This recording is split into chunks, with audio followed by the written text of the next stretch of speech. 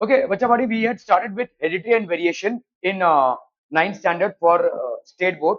तो यहाँ पे हम क्रोमोसोम्स की स्टडी कर रहे थे. इसके पहले हमने देखा कि किस टाइप के क्रोमोसोम्स आपके होते हैं.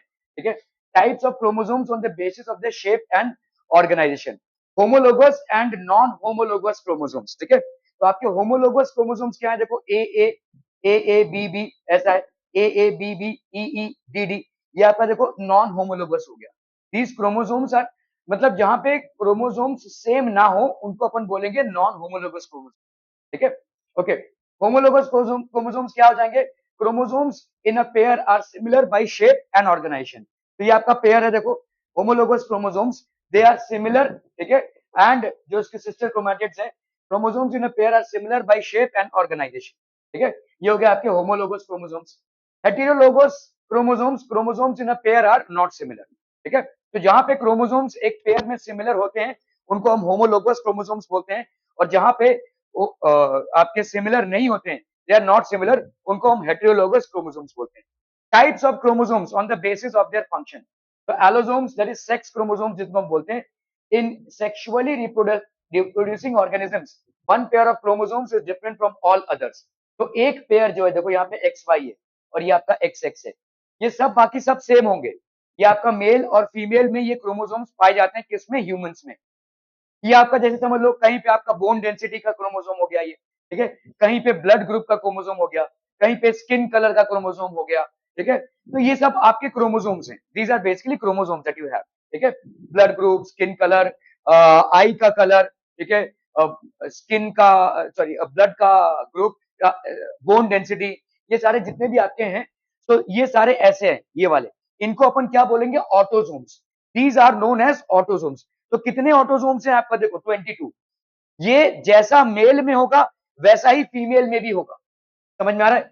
These characteristics, the way in which they are appearing in males, they will appear in the same way in females. ठीक है, डिफरेंस आपके सेक्स क्रोमोसोम्स में होगा. अगर भाई साहब मेल है तो कौन से क्रोमोसोम्स होंगे? X and Y. अगर फीमेल है तो एक्स एंड एक्स. ठीक है, तो in sexually reproducing organisms, one pair of chromosomes is different from all others. तो एक पेयर जो क्रोमोसोम का है वो डिफरेंट फ्रॉम ऑल अदर्स होगा. ठीक है, are we clear on this one people? Okay okay okay. They contains sex determining jeans. इन पे भाई साहब सेक्स डिटरमाइनिंग जीन्स है. ठीक है, okay. In humans, out of 46 chromosomes, one pair is of sex chromosome and 22 pairs are autosomes. ठीक है, तो 46 chromosomes हैं.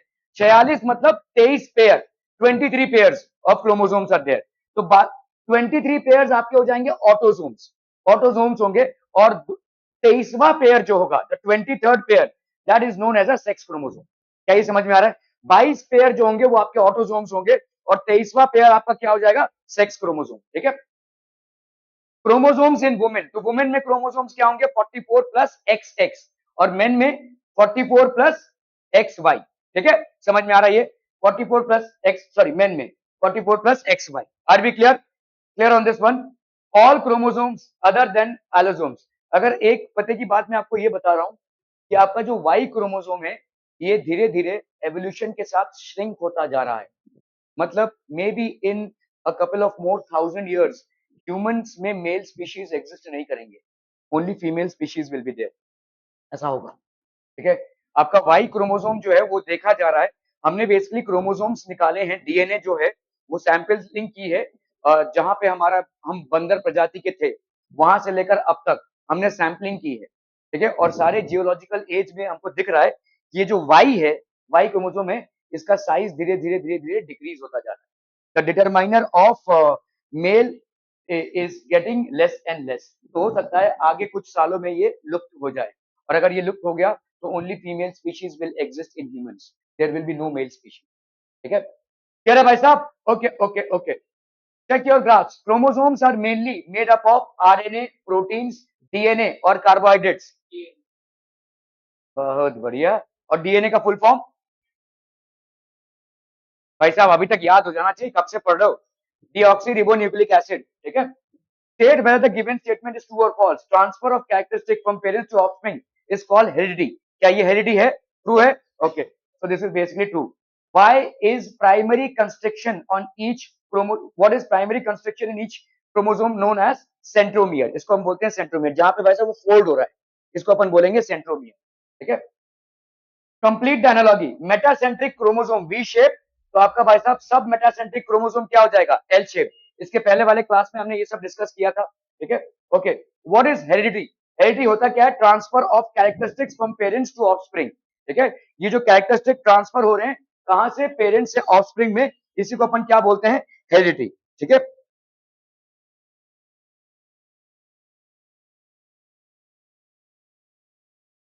Identify the different types of chromosomes based on the diagram.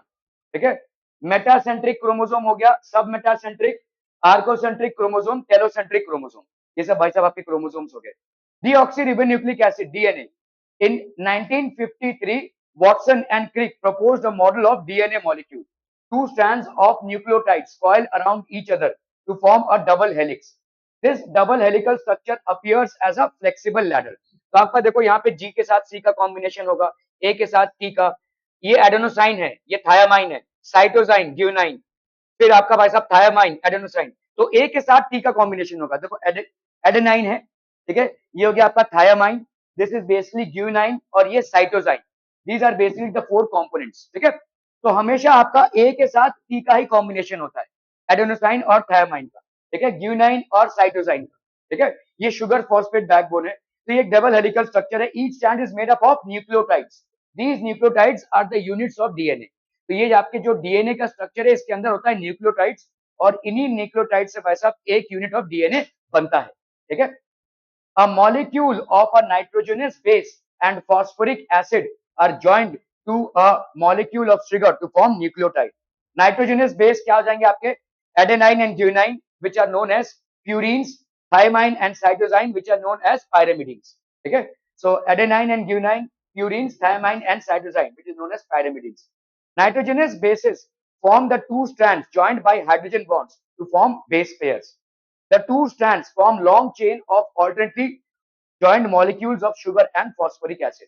तो sugar और phosphoric acid भाई साहब, adenine always pair up with thymine and guanine always pair up with cytosine in the DNA molecule. तो adenine किसके साथ pair करता है भाई साहब, thymine के साथ, A और T। देखो हमेशा आपको A और T, इसका A और इसका T, अगर इसका है तो इसका T। adenine always pairs up with thiamine, तो adenine का भाई साहब किसके साथ पेयरिंग होती है, thiamine की, और guanine की पेयरिंग किसके साथ होती है, cytosine की। ठीक है, adenine always pairs up with thiamine and guanine pairs up with cytosine। Clear है, आर बी क्लियर? तो ये आपके नाइट्रोजनस बेसिस हो गए। Okay okay okay, which of the following technique is used for identification of criminals?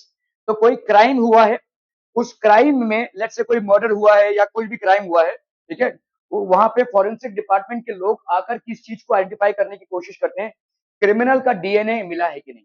ठीक है, तो RNA fingerprinting, DNA fingerprinting, protein fingerprinting और एमआरएनए फिंगरप्रिंटिंग, तो इट इज डीएनए फिंगरप्रिंटिंग। ठीक है, blood samples, hair samples, skin samples, ठीक है, बहुत बारीकी से देखना पड़ता है। ठीक है, एकदम माइक्रोस्कोप लगाकर ऐसे देखना पड़ता है, जहां से भी ऐसे सैंपल्स मिलते हैं उनको इकट्ठा किया जाता है और उन तमाम लोगों को जमा किया जाता है जो उस टाइम पे रहने की संभावना उनकी होगी, और फिर उनके साथ सैंपलिंग की जाती है। This is called DNA fingerprinting. ठीक है, तो ये एक तरीका है क्राइम को सुलझाने का, डीएनए फिंगरप्रिंटिंग। ठीक है, okay. Give the name of DNA model proposed by Watson and Crick. This is basically double helix model. ये जो ऐसा जा रहा है ऐसा, ठीक है, ये डबल हेलिक्स मॉडल है, एक सीढ़ी जा रहा है, ऐसे ऐसे जा रहा है ये बेसिकली। ठीक है, this is called the double helix model. Name the purines present in DNA, क्या क्या हो जाएंगे भाई साहब, adenine, thymine, cytosine and guanine, these are the four. Adenine, तो आपके डीएनए में क्या हो जाएगा, एडेनाइन एंड ग्यूनाइन। ठीक है, एडेनाइन और थायामाइन प्रेजेंट होता है किसमें, नहीं, आरएनए में प्रेजेंट होता है। ठीक है, क्लियर है, complete the analogy, adenine to thymine, guanine is to cytosine. ठीक है, ओके।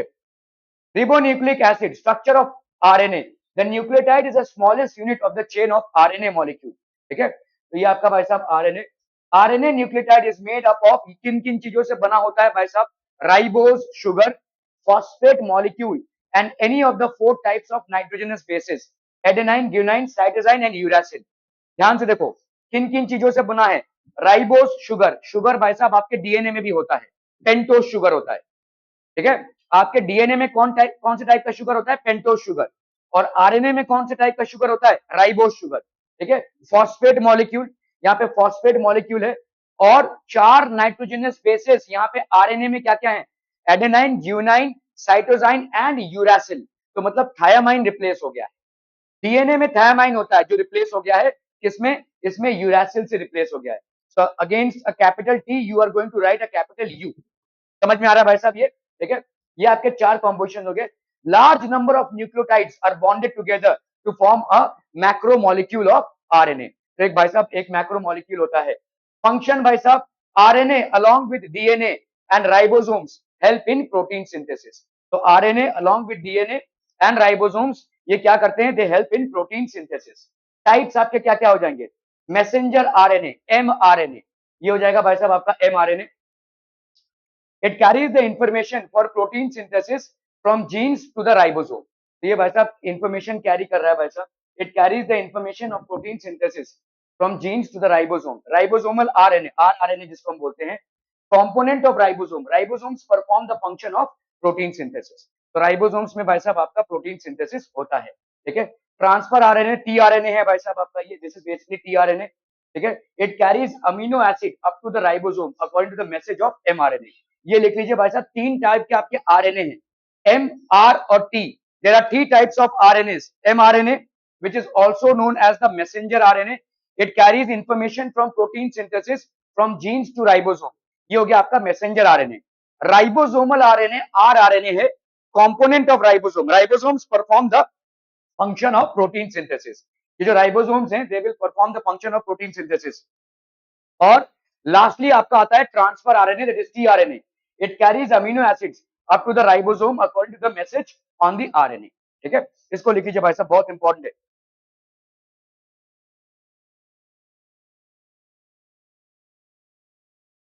चैप्टर चाहिए 2 घंटे का है ना? 2 घंटे हो गया? 2 घंटे का पेपर है ना? 3 का है तो फिर पेपर हो गया तो जाने थोड़ी देंगे हम। कीजिए कीजिए भाई साहब।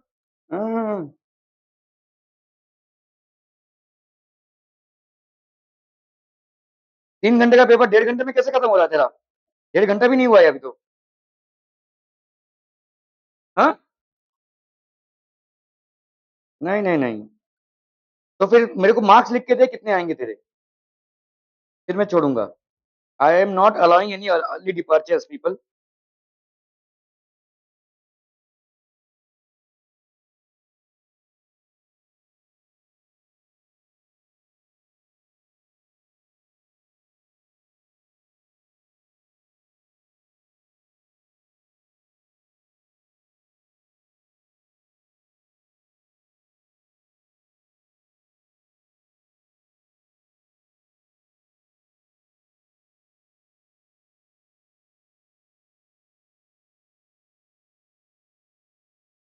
दो है, 2 घंटे, 2 घंटे तो बैठना ही पड़ेगा ना भाई। 2 घंटे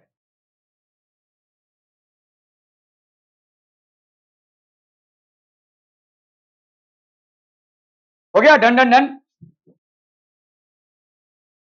okay, name the nitrogenous base which is absent in RNA. कौन सा है एब्सेंट? थायामाइन। थायामाइन की जगह क्या हो गया है? यूरासिल, ठीक है। क्या क्या 4 नाइट्रोजनस बेसेस हैं?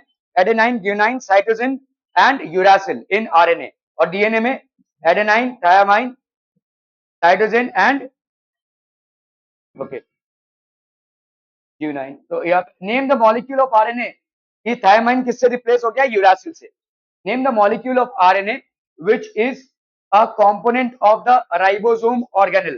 तो भाई साहब मॉलिक्यूल क्या हो जाएगा? ये rRNA, ribosomal rRNA. Ribosomal RNA मतलब आरआरएनए। एमआरएनए मतलब आपका मैसेंजर आरएनए, ठीक है। टीआरएनए मतलब transfer RNA. Identify X, Y and Z in the following diagram. ये भाई साहब क्या है? एक्स, वाई और ये जेड। तो ये हो गया आपका टीआरएनए, ठीक है। This is basically tRNA. ये आपका मैसेंजर आरएनए। ये ऐसे कोडिंग होती है, देखो ऐसे ऐसे स्टैंपिंग होती है, कोटिंग, ठीक है। तो ये आपका क्या है? दिस इज मैसेंजर आरएनए, ठीक है। ये आपका भाई साहब आपका आर आरएनए, राइबोसोमल आरएनए। और ये आपका टी आरएनए। देखो टी आरएनए को आइडेंटिफाई करने का ये टी शेप होगा ये, ठीक है। It is basically a T shape. तो ये टी आरएनए हो गया, जेड वाला जो है वो टी आरएनए है। दिस इज बेसिकली आपका ribosomal RNA and this is your messenger RNA, ठीक है।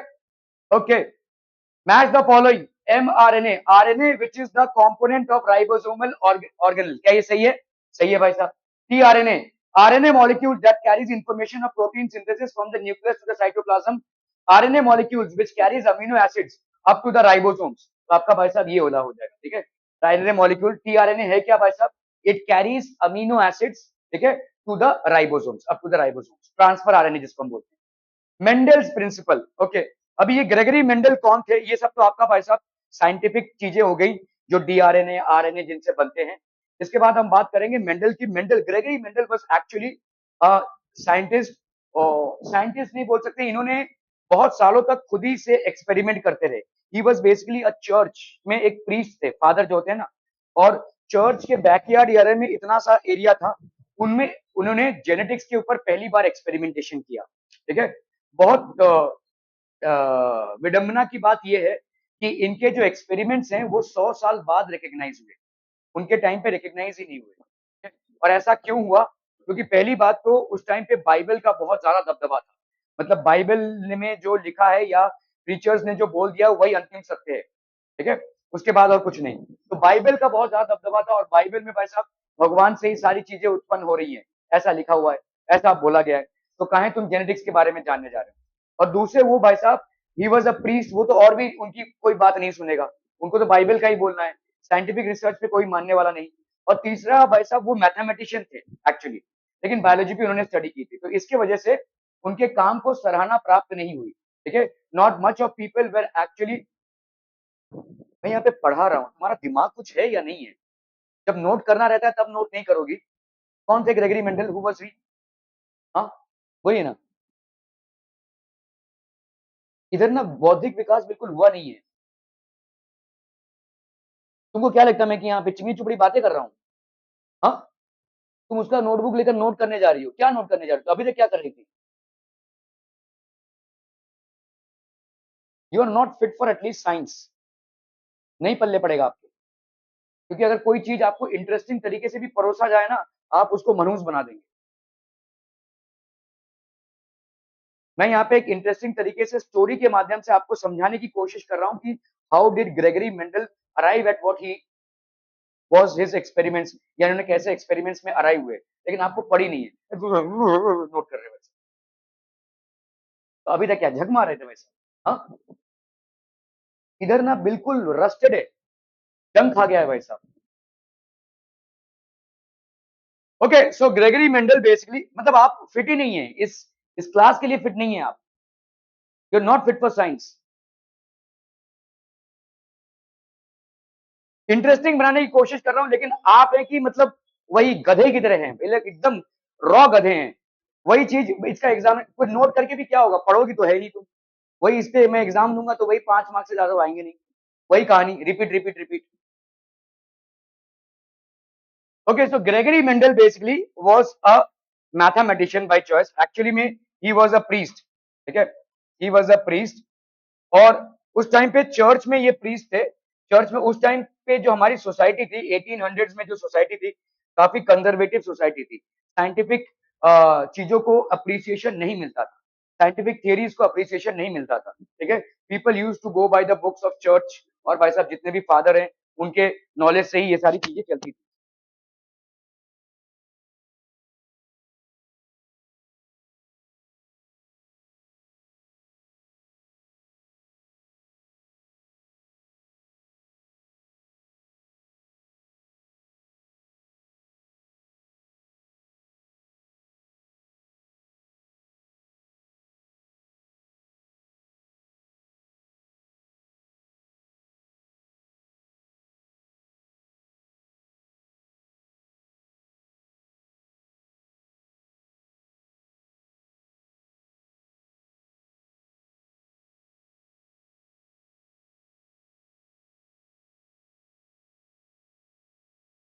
ब्रेनलेस लोग हैं यहाँ पे भाई.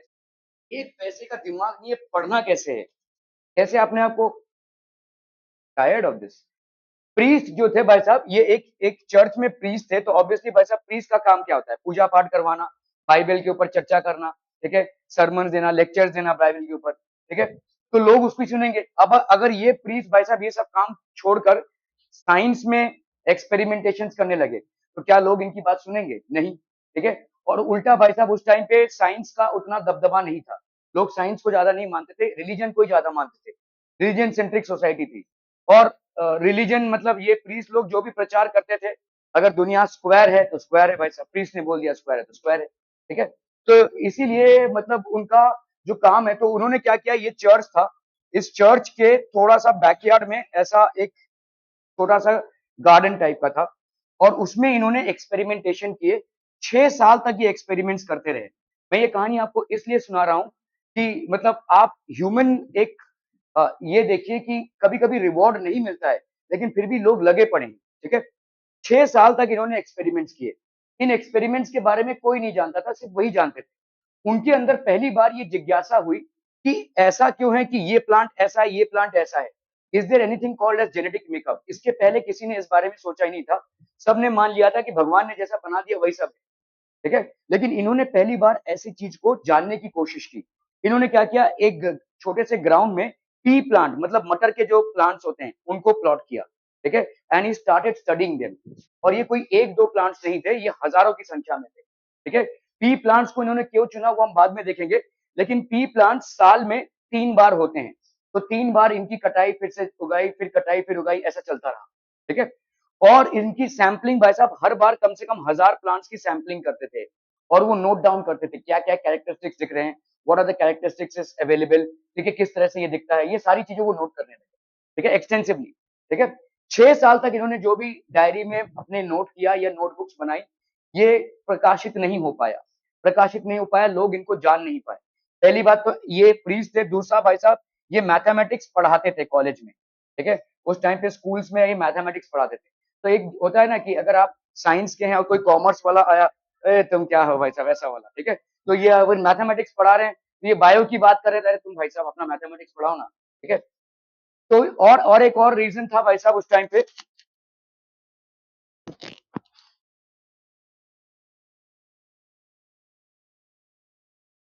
हेलो, ठीक है। सो और एक रीजन भाई साहब क्या था यहाँ पे, और एक रीजन ये था कि एक तो ये मैथमेटिक्स पढ़ाते थे, तो लोगों ने और ज्यादा इनका इनको हल्के में लिया, ठीक है। और उस टाइम पे भाई साहब जैसे आज की तारीख में आप नाच गा रहे हो, स्नैपचैट पे डालो, यूट्यूब पे डालो, पता नहीं 2 मिनट में आप फेमस हो जाते हो वैसे, उसी का क्यों दिख रहा है? अच्छा ऐसा होता है, ओके, मुझे नहीं मालूम होता है कि नहीं, ठीक है।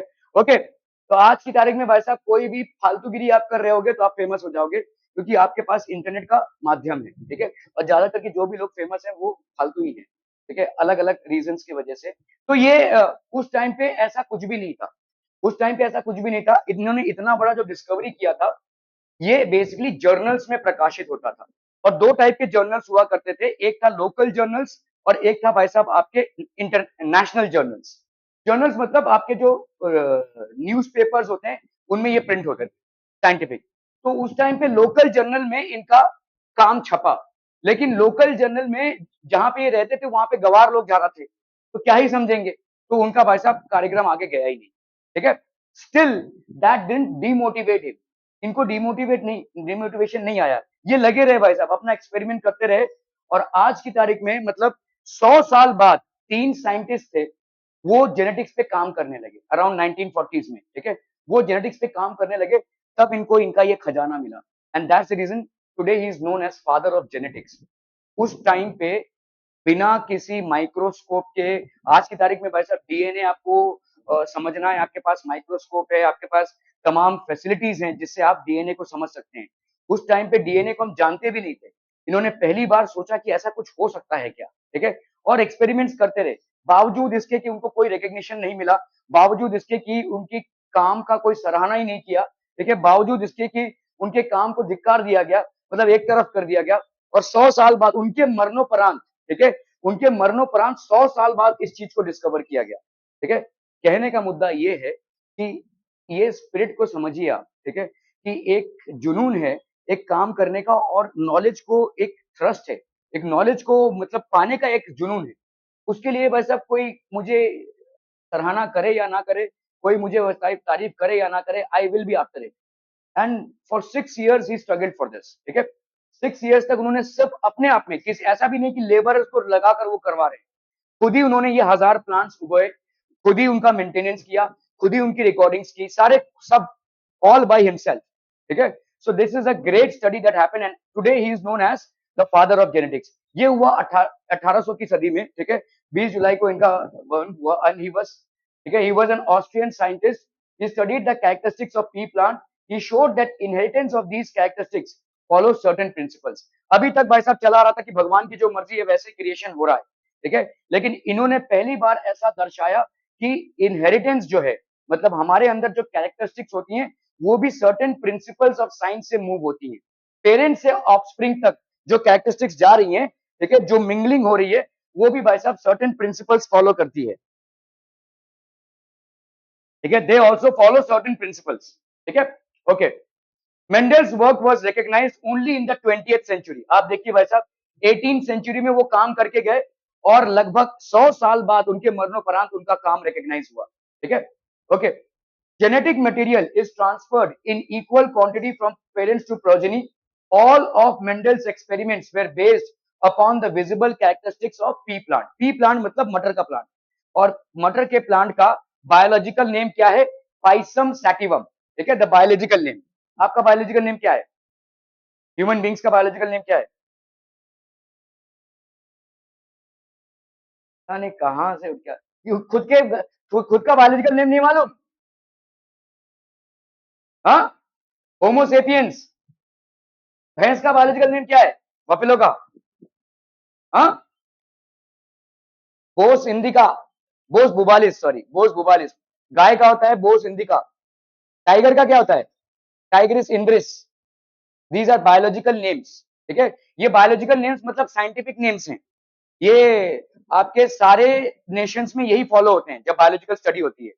आप एक कुत्ते को कुत्ता बोलते हैं, लेकिन इंग्लैंड में कोई कुत्ते को कुत्ता नहीं बोलेगा ना। तो एक बायोलॉजिकल नेम है जो सार्वजनिक है, ठीक है। ओके, सो इसी तरह से जो पी प्लांट है, ठीक है, उसका बायोलॉजिकल नेम क्या है? Pisum sativum, that is known as Pisum sativum.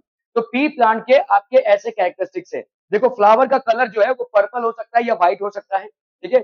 Green, yellow, round, wrinkled, green, yellow, inflated, constricted, ठीक है, एक्सियल, टर्मिनल, ठीक है, टॉल, ड्वार्फ। पहले हम इसको ले लेते हैं। विजिबल कैरेक्टरिस्टिक्स मतलब जो दिखता है, बोलते हैं ना जो दिखता है वो बिकता है, मतलब आपके विजिबल कैरेक्टरिस्टिक्स में क्या डिफरेंसेस हैं। तो यहाँ पे पी प्लांट हमने लिया हुआ है। एक पी प्लांट का टाइप आता है टॉल और दूसरे प्लांट का टाइप आता है भाई साहब ड्वार्फ। पहले समझ लो फिर लिख लेना। पहले आपका आता है ये ऐसा टॉल और फिर आता है आपका ड्वार्फ। एक स्पीशी होती है, मतलब ऐसा नहीं है कि टॉल यहाँ पे तो ड्वार्फ यहाँ पे होगा भाई साहब, ऐसा नहीं। अच्छा खासा डिफरेंस होगा हाइट में। ये यहीं पे दम तोड़ देगा, ये इसका मैक्सिमम हाइट है, ये इसका मैक्सिमम हाइट है। So there is a huge gap. ऐसा नहीं कि बस अब 19-20 का फर्क हो। So there is a substantial gap in the height, tall और ड्वार्फ में। समझ में आ रहा है? ये पी प्लांट बेसिकली टॉल और ड्वार्फ है। Okay, axial and terminal position of flowers. आपने देखा रहेगा जो श्रब्स होते हैं आपके, मतलब छोटे छोटे जो प्लांट्स होते हैं, उनमें एकदम टॉप पे एक फूल खिला हुआ है या भाई साहब ब्रांचेस में फूल निकल रहे हैं, ठीक है। तो एक पी प्लांट होता है जहां पे आपके एक्सिस में, मतलब ब्रांचेस में फूल निकल रहा है, एक्सियल पोजीशन। और टर्मिनल मतलब एकदम टॉप पे फूल है। कुछ ऐसे पेड़ होते हैं जिनके फूल एकदम टॉप पे होते हैं और कुछ ऐसे पेड़ होते हैं जिनके फूल साइड से निकलते हैं। तो जब साइड से निकलते हैं तो उनको हम बोलते हैं एक्सियल, और जो टॉप पे एकदम स्टेम के टॉप पे होते हैं उनको हम बोलते हैं टर्मिनल, जहां पे स्टेम खत्म हो रहा हो। टर्मिनस बोलते हैं ना, जैसे पनवेल टर्मिनस, बांदा टर्मिनस, ठीक है, सीएसटी टर्मिनस। टर्मिनस मतलब वहां पे एंड हो रहा है, ठीक है, वहां पे प्लांट एंड हो रहा है, टर्मिनल। सो वहां पे जो फ्लावर निकलता है उसको अपन बोलते हैं टर्मिनल, ठीक है। तो axial position of flowers and terminal position of flowers, ठीक है। तो ये हो गया भाई साहब इन्फ्लेटेड एंड कंस्ट्रिक्टेड। आपने मटर देखा हो रहेगा, अगर मटर छीला रहेगा, ठीक है, तो आपका एक होता है इन्फ्लेटेड। अभी तो ये कम मिलता है, लेकिन कंस्ट्रिक्टेड मतलब ऐसे ऐसे ऐसे ऐसे ऐसे होता है। किसने ऐसा वाला देखा है? नहीं, अभी तो नहीं मिलता है ये, ठीक है। लेकिन क्योंकि अभी जो आप कंज्यूम कर रहे हो वो सब के सब हाइब्रिड वैरायटीज हैं, ठीक है। तो ये आपका कंस्ट्रिक्टेड होता है। एक होता है भाई साहब आपका ग्रीन, एक होता है येलो। ये नहीं मिलता है अभी की, मतलब हम बाजार में ये सब चीजें अभी नहीं मिलेंगी। सब आप जो भी कंज्यूम कर रहे हैं वो सब हाइब्रिड वैरायटीज है आज की तारीख में, नेचुरल वैरायटीज नहीं है, ठीक है। उनको हमने सब मॉडिफाई कर दिया है। तो you will not get these species generally, ठीक है। एक होता है आपका राउंड सीड्स और एक होता है रिंकल्ड, ठीक है। रिंकल्ड मतलब ऐसे दाने दाने होते हैं उसमें, मतलब ये ऐसा उबड़ खाबड़ होता है, एकदम परफेक्टली राउंड नहीं होता है। ये भी आपको नहीं देखने को मिलेगा। ये सब हमने देखा हुआ है एक टाइम पे, जब सिर्फ हाइब्रिड वैरायटीज नहीं नेचुरल वैरायटीज थे, तब ये सब हम देख पाते थे। अभी तो सब लुप्त हो गया है, ठीक है। एक होता है आपका ग्रीन, दूसरा होता है आपका येलो, ठीक है, ये होता है पर्पल और ये होता है व्हाइट। इनको हम विजिबल कैरेक्टरिस्टिक्स क्यों बोल रहे हैं? क्योंकि राह चलते किसी इंसान को भी अगर आप बुला देंगे और बोलेंगे भाई साहब क्या इसमें तुम डिफरेंस देख पा रहे हो, वो भी बोलेगा हाँ भाई डिफरेंस दिख रहा है, ठीक है, ये टॉल दिख रहा है, ये ड्रॉप दिख रहा है, ये भाई साहब एक्सियल दिख रहा है, ये टर्मिनल दिख रहा है, ये भाई साहब पर्पल दिख रहा है, ये व्हाइट दिख रहा है। So anybody, it doesn't need to be having a background of science, any common man or person could actually differentiate between these two species। इसीलिए इन्होंने भाई साहब इन स्पीशीज को चुना, ठीक है, कि भाई साहब जो दिख सके, ठीक है, जो क्लियरली दिख सके, ताकि जब हम स्टडी करें तो क्लियरली मैपिंग कर पाए, क्लियरली भाई साहब कैटेगराइज कर पाए, ठीक है, क्लियर है। तो जैसे अगर समझ लो टॉल और ड्वार्फ में इतना ही डिफरेंस होता तो हम क्लियर नहीं हो पाते थे ना भाई साहब, ठीक है, okay. So all of Mendel's experiments were based upon the visible characteristics of pea plant, Pisum sativum. 7 pairs of contrasting characters। क्या यही contrasting characters हैं? तो आंसर इज नो। लेकिन हमने वही contrasting characters को चुना, या मेंडल ने उन्हीं contrasting characters को चुना जिनमें वो डिफरेंस कर सकें, ठीक है, जिनमें भाई साहब कोई राह चलते इंसान को भी आप बुलाएं तो वो भी बोले कि हाँ भाई साहब डिफरेंस दिख तो रहा है, ठीक है। एक रिंकल्ड और राउंड सीड में, एक रिंकल्ड और राउंड सीड में डिफरेंस दिख रहा है, एक भाई साहब इन्फ्लेटेड और कंस्ट्रिक्टेड कॉर्ड में डिफरेंस दिख रहा है, ठीक है, okay. So what are the 7 characteristics? तो ये आपके 7 कैरेक्टरिस्टिक्स हो गए, इनको लिख लीजिए भाई साहब, ये 7 characteristics of contrasting difference. Purple white, ये सब डायग्राम बनाने की जरूरत नहीं है, ये आपके भाई साहब ये डोमिनेंट ट्रेट है और ये रिसेसिव ट्रेट है। अगर रिसेसिव ट्रेट मौजूद रहा डोमिनेंट के प्रेजेंस में तो वो अपने आप को एक्सप्रेस नहीं कर पाएगा, ठीक है। फटाफट लिखिए जरा इसको, फटाफट, क्विक क्विक, अभी मत।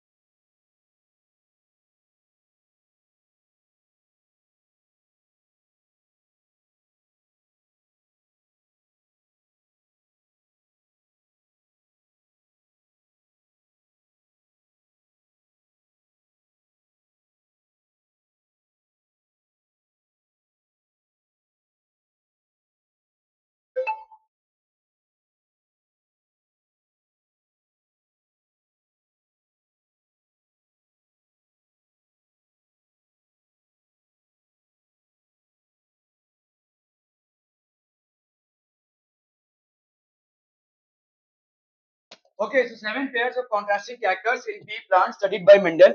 ये आपके 7 pairs of contrasting characters हो गए। मोनोहाइब्रिड क्रॉस, मोनोहाइब्रिड क्रॉस मतलब क्या होता है? एक ही पेयर में डिफरेंस है, जैसे टॉलनेस और ड्वार्फनेस, ठीक है, इसमें ही डिफरेंस है।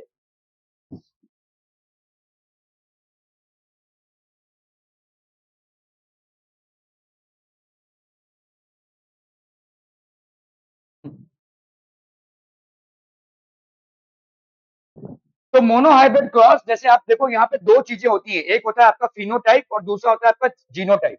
ठीक है, सो अंडरस्टैंड दिस। फिनोटाइप मतलब होता है भाई साहब दिखता कैसे है। ठीक है, फिनोटाइप मतलब लुक्स, और जीनोटाइप मतलब क्या होता है? जीनोटाइप मतलब होता है आपका जेनेटिक मेकअप। जेनेटिक मेकअप मतलब किस जीन से बना हुआ ये। ठीक है, ओके। फिनोटाइप मतलब दिखता कैसे, समझ लो आपका भाई साहब यहाँ पे हम कर रहे हैं टॉल के साथ ड्वार्फ को ब्रीड करा रहे हैं। ठीक है, टॉल के साथ एक प्योर टॉल प्लांट है। तो यहाँ पे मोनोहाइब्रिड क्रॉस का मतलब क्या है?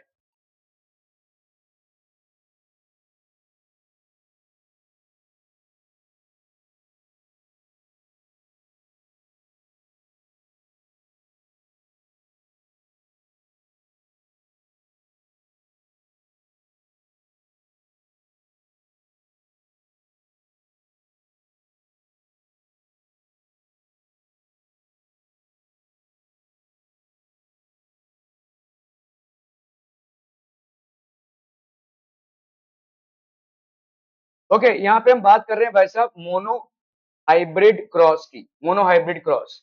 ठीक है, मोनोहाइब्रिड क्रॉस में भाई साहब क्या हो जाएगा, यहाँ पे लेट से हम देखो हमने क्या पढ़ा, 7 contrasting characters. 7 contrasting characters, 7 contrasting characters हैं भाई साहब। 7 कॉन्ट्रास्टिंग कैरेक्टर्स में भाई साहब कोई एक सिमिलर है, बाकी 6 आपके भाई साहब क्या है, डिफरेंट है। All 6 are different. ठीक है, 6, एक सेम है और बाकी 6 डिफरेंट है। 7 कॉन्ट्रास्टिंग कैरेक्टर, तो मोनोहाइब्रिड क्रॉस मतलब one character has difference, one character has difference, and the rest six are same, rest 6 are same। ठीक है, तो जैसे आपका भाई साहब एक्सियल पोजिशन ऑफ फ्लावर इसका है, तो एक्सियल पोजिशन ऑफ फ्लावर इसका है। ठीक है, अगर भाई साहब ये राउंड सीड है तो ये भी राउंड सीड है। ये भाई साहब अगर लेट्स से कंस्ट्रिक्टेड पॉड है तो ये भी कंस्ट्रिक्टेड पॉड है, ऐसा। ठीक है, ओके। तो अभी समझो यहाँ पे कैपिटल टी दोनों में और स्मॉल टी दोनों में, कैपिटल टी दोनों में और स्मॉल टी दोनों में। ठीक है, एक ब्रीड हो गया कैपिटल टी का, इसको हम ब्रीड करा रहे हैं इसके साथ। बाकी 6 कैरेक्टरिस्टिक्स आपके सेम है।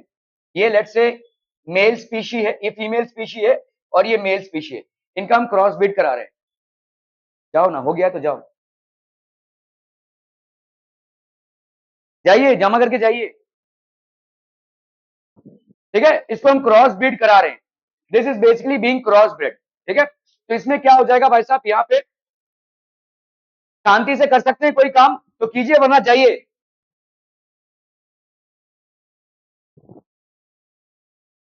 यहाँ पे टॉल को हम शॉर्ट से ब्रीड करा रहे हैं। ठीक है, ओके। तो अभी भाई साहब यहाँ पे क्या होगा, ये जो टॉल है ये बेसिकली टॉल और टॉल इसमें सेग्रीगेट होगा, और ये वाला जो होगा वो डॉफ और ये डॉफ इसमें सेग्रीगेट होगा।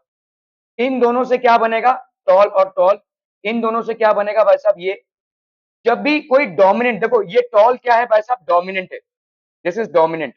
और ये वाला क्या है भाई साहब, रिसेसिव है, दिस इज रिसेसिव।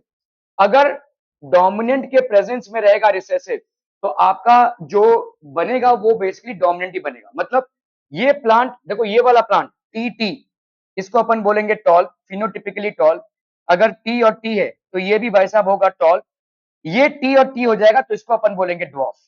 ठीक है, समझ में आ रहा है? ये दिखने में ये भी टॉल है, ये भी टॉल है, सिर्फ ये ड्वार्फ बनेगा, क्योंकि यहाँ पे एक डोमिनेंट है दूसरा भी डोमिनेंट है, एक डोमिनेंट दूसरा रिसेसिव, यहाँ पे दोनों भी रिसेसिव। ठीक है, अगर दोनों भी डोमिनेंट है तो आपका भाई साहब डोमिनेंट फीचर ही आएगा। एक डोमिनेंट है दूसरा रिसेसिव है तो भाई साहब डोमिनेंट फीचर ही आएगा। दोनों भी रिसेसिव है तो रिसेसिव फीचर ही आएगा। ठीक है, क्लियर है? जाइए, हो गया तो जाइए, 1 और 2 में सेग्रीगेट करके जाइए। आप लोग क्यों नहीं, उनसे बोल रहा हूँ। हो गया तुम लोग का, 10th वालों का?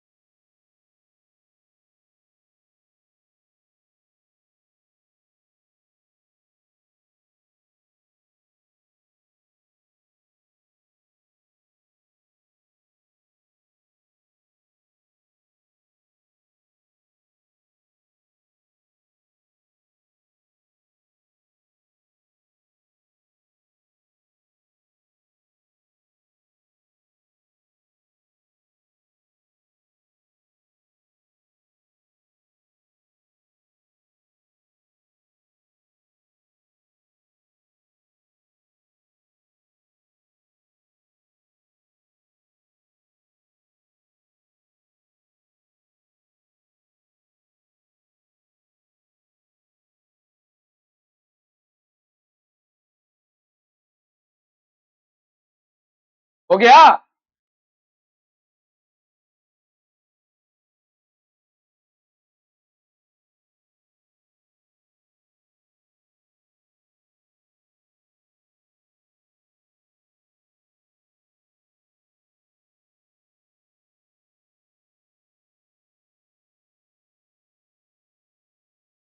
सेग्रीगेट करके दिया है ना? हाँ, अलग अलग करके दिया है ना? ये क्या है? अलग से तुम दे रही हो? 1 2 अलग से नहीं दिया है क्या? क्या यार, ये अलग से क्या 2 है फिर? क्या कर रहे थे अभी तक?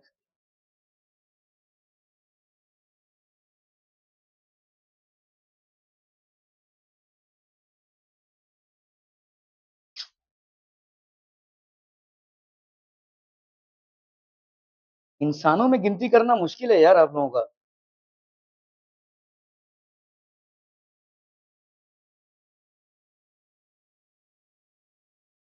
जाइए, सिर्फ पागल लोगों से पल्ला पड़ा है ना भाई।